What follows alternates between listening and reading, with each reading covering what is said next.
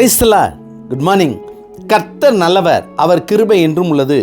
எபேசியர் 4:14 நாம் இனி குழந்தைகளாயிராமல் மனுஷருடைய சூதும் வஞ்சிக்கிறதற்கேதுவுமான தந்திரமுள்ள போதகமாகிய பலவித காற்றினாலே அலைகளைப் போல அடிக்கப்பட்டு அலைகிறவர்களாய் இராமல் இருப்போம். எபேசியர் 4:14. இந்த உலகத்தில் தேவனுடைய கிருபையால் பலவிதமான போராட்டங்களையும் பிரச்சனைகளையும் தாண்டி வெற்றிகரமாக வாழ்ந்து வருகிற நாம் குழந்தைகள் அல்ல. குழந்தைகள் ஒருவர் சொல்லிக் கொடுத்ததை அப்படியே சொல்வார்கள், அப்படியே செய்வார்கள். ஆனால் மனிதர்களாகிய நாம் அப்படி இருக்கக்கூடாது. மனிதன் பிற மனிதனுடைய சூதும் வஞ்சிக்கிறதற்கேதுவான தந்திரமும் உள்ள போதகத்தினாலே பலவித காற்றினால் அலைகளைப் போல அடிக்கப்பட்டு அலைகிறான். ஆனால் தேவனால் தெரிந்து கொள்ளப்பட்ட அவருடைய பிள்ளைகளாகிய நாம் அப்படிப்பட்டவர்களாக இருக்கக்கூடாது.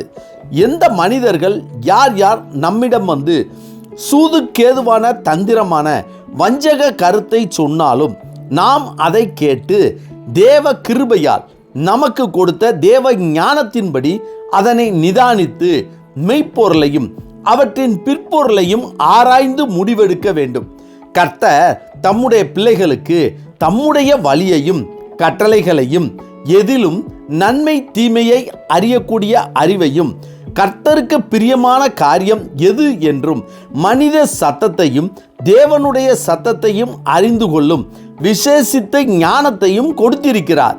மேலும் நம்மை பாதுகாக்கும்படிக்கும் நமக்கு முன்னே செல்ல தூதர்களை கட்டளையிட்டிருக்கிறார். எனவே பிற மனிதர்களின் சொற்களை கர்த்தர் நமக்கு கொடுத்த விசேஷித்த ஞானத்தோடு பகுத்தறிந்து ஆராய்ந்து பார்த்து அழிவு பாதையில் செல்லாமல் கர்த்தர் நமக்கு நியமித்த பாதையில் ஆசீர்வாதமான பாதையில் பாதுகாப்பாய் வாழ்வோம்.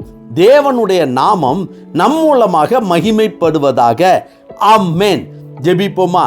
சர்வ வல்லமை உள்ள சேனைகளின் தேவனாகிய கர்த்தாவே, உம்முடைய கிருபையினால் தயவினால் எங்களுக்கு பகுத்தறிகிற ஞானத்தை தருவீராக.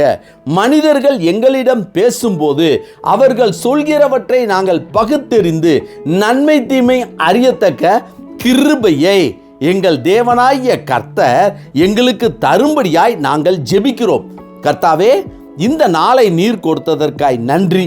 இந்த நாள் முழுவதும் உம்முடைய வல்லமையின் கரம் எங்களோடு கூட இருந்து எங்களை பாதுகாத்து வழி நடத்தி எங்கள் தேவைகளை சந்திக்கும்படியாய் இயேசு கிறிஸ்துவின் நாமத்தில் ஜெபிக்கிறோம் நல்ல பிதாவே.